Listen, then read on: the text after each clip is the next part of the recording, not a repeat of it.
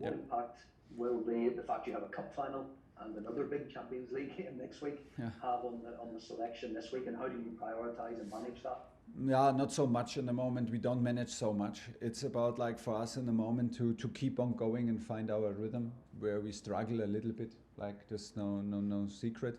It's a bit strange, to be very honest, to have like 2 league matches in Premier League in 6 weeks. It's really strange, because it is always nicer and more familiar to sink into a competition, and you know, there are so many different levels of games now, and we play a match, and if you look at the table, some teams have 3 matches more than the others. Like, it's a bit strange to understand the situation in which we are in the Premier League, and you know, if it's like this, I mean, it's on the other hand nice, because it tells us that we are still in a lot of competitions. What is our target?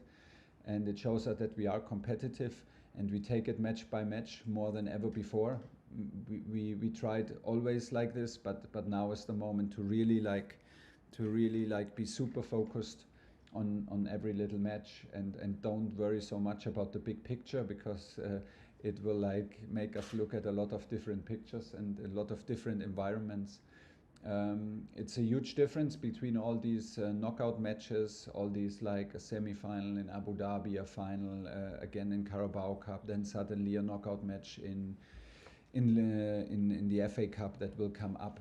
It's a big difference, because, like, of course, Premier League is a marathon, and Premier League is not about knockout matches, it's about consistency. So it changes a lot, the environment, and we have to adapt, because it's our schedule.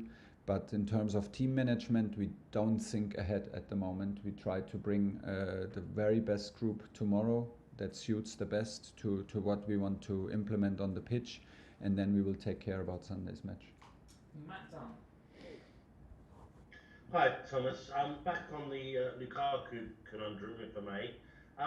He's played 3 games all season with Rory Jennings, and 3 with Ben Chilwell, 4 with Rory Jennings, and never with both of them. Yeah.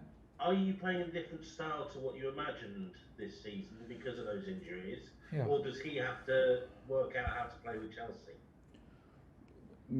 Maybe both things. I mean, like, yeah, of course, every style changes with long-term injuries of key players. We played many games, in the majority of the games, in a back 3 with wing backs, and 2 of the key wing backs are Reece and Chile, who got injured at the peak level. And they had a huge impact into our game offensively and defensively. Regarding Romelu, of course, also offensively, with their runs, with their speed, with the penetration and their deliveries. So of course this changes. We are not the only team where players have this huge impact. And in a formation that we play, the wing backs are crucial and are like a crucial position to influence the game. Yeah, but still, we can also play and win games without any player. This is our job, and this is what we want to do. So we have to.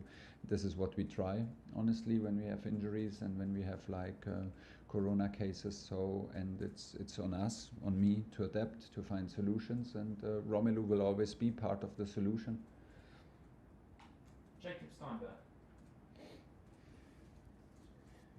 Thanks, Thomas. I just wonder what you made last week of the change in the away goals rule. Do you think it changed the way that the games are played in the Champions League, and do you think it made it slightly more defensive? And might that suit you, given that last year you won the Champions League, only conceding 2 goals in the knockout stages? Why do you think it will be more defensive? Well, Real Madrid were quite defensive in the away game against PSG, and it felt like they weren't coming out because the away goal didn't mean as much. Yeah, but I think in the end, I had the impression until now that it maybe gives us the chance to be a bit more offensive, because you can think about scoring and not be so afraid of conceding. So let's see. when we were asked at the UEFA meeting in coaches, I was like the majority, and I think pretty much all coaches voted and for this change of rule, to make it clearer, to make it more understandable, and I was never. I mean, I liked it because it gave it a kind of an extra edge in doing mathematics throughout the game. I understand that, and it was like also exciting. But at the same time, I never fully understood why a 3-1 should be a better result than a 2-0. So like or like worse for one team. This is you can see it from both sides. Maybe it was harder to score 3. And this is maybe a better result than a 2-0, and to have a clean sheet to go into the second game. So I like it because it's now it's clear. It's I think we maybe end up with more extra time and more penalties, because if you are now in even goals, it will go to extra time, and you will not win by away goals. So let's see. We are aware of it, but it does actually, for us, I can just tell you, for us, it does change nothing in the approach of the game tomorrow. We will try to keep a clean sheet. We will try to defend good and try to attack as good as possible. If at all, it changes a little bit in the approach to the second leg, that you don't have to think so much like what happens if we score a goal. How much do they need? I think it's easier to adapt. Let's get the 2 games, get them played, do the mathematics in the end, count the goals together, and if it's not decided, go to extra time. Okay, last 2 for Thomas. John Southall, Rantman to finish. John. Thomas, Hi. how do you see the challenge of Lille? Because I mean, surprisingly, they are struggling, or they seem to be struggling, don't they? In the French league, they're down in 11th. Yeah, they do, and I think there are reasons why they do. They had a fantastic coach and a fantastic group of players.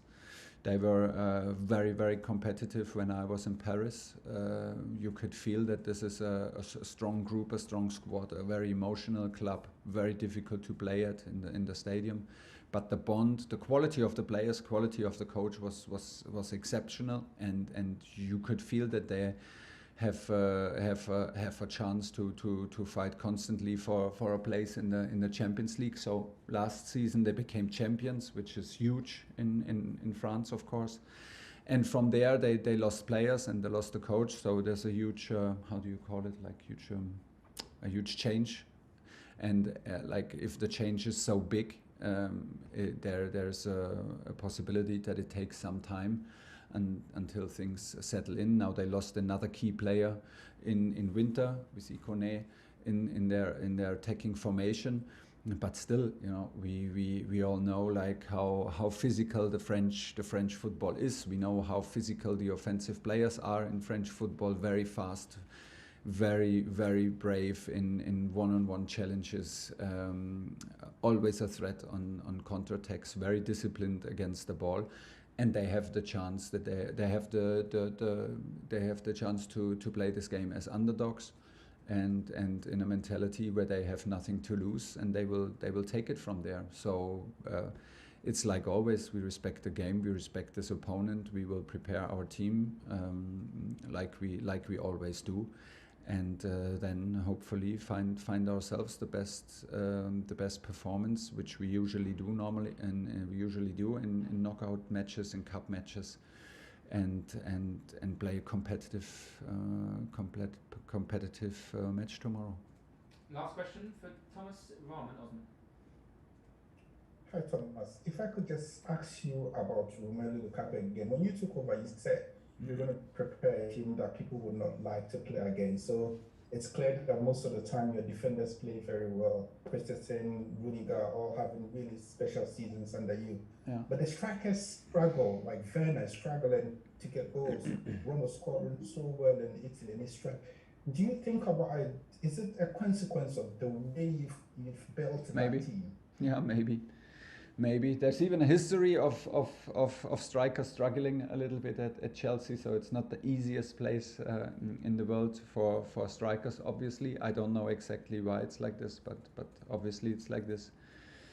In my opinion, Chelsea is a team that's also considered as a strong defensive team. That is a physical team, and this has a certain attitude and grip in playing competitive football.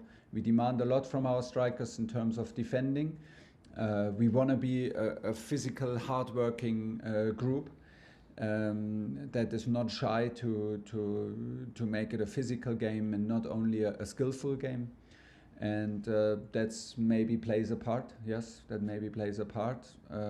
We have many games where we, throughout like our year together, where we created many chances, many deliveries, and struggled a bit in in the conversion. Now in the moment there's a bit of time where we struggle to create too many big chances for our strikers. I think this is maybe also a normal period in a long season.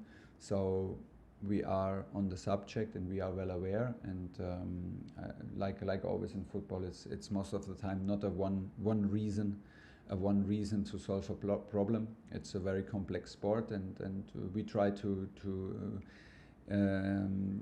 keep on playing with faith in what we do and with belief in the team effort, and from there we go.